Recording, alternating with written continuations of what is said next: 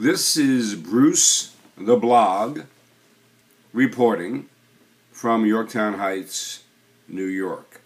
And it also happens to be day 8 of VEDA. VEDA stands for Vlogging Every Day in August, which is a movement that I've joined. And so this report really is a combination of my Bruce the Blog video version and my continuing to participate in VEDA.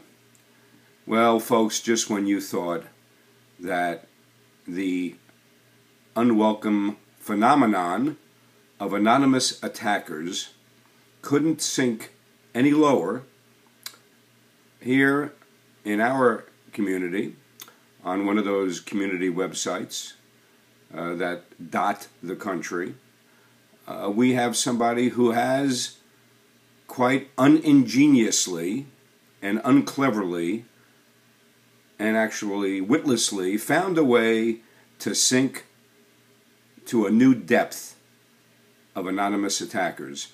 Now, I should explain, anonymous attackers is a phrase that I've landed on because I have fine-tuned my well-documented utter disregard for people who post comments on blogs and threads and chats and etc., articles anonymously.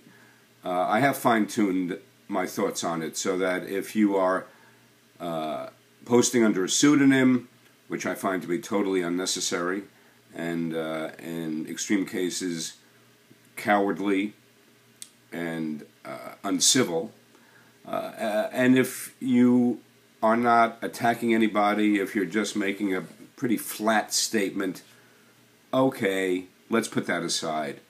But if you're anonymous because you want to be able to trash talk and attack people, then you're really in the same category as somebody who comes along and throws a bomb in a room and then runs the other way, like the coward that she is, or he is, and throws their arms up.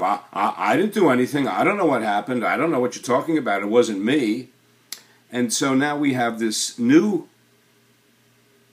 toxic breed of anonymous attacker who is posing, believe it or not, as an elected official, in this case posing as a town supervisor in his or her comments and adopting the first-person voice of the town supervisor in terms of the point of view being taken, but mostly because the pseudonym being used is called Yorktown Town Hall.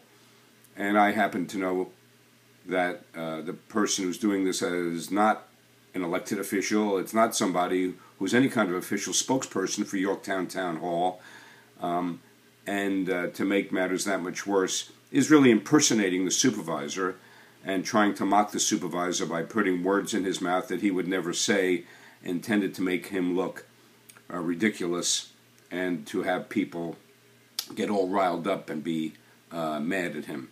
So anyhow, that's my report for today. We are looking seriously into making sure that this person doesn't continue to impersonate an elected official, which should be, if it's not borderline criminal activity, it may be criminal activity.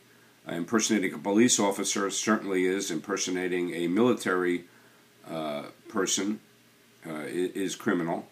And so impersonating an elected official in this way is being looked into. And that's about it for now.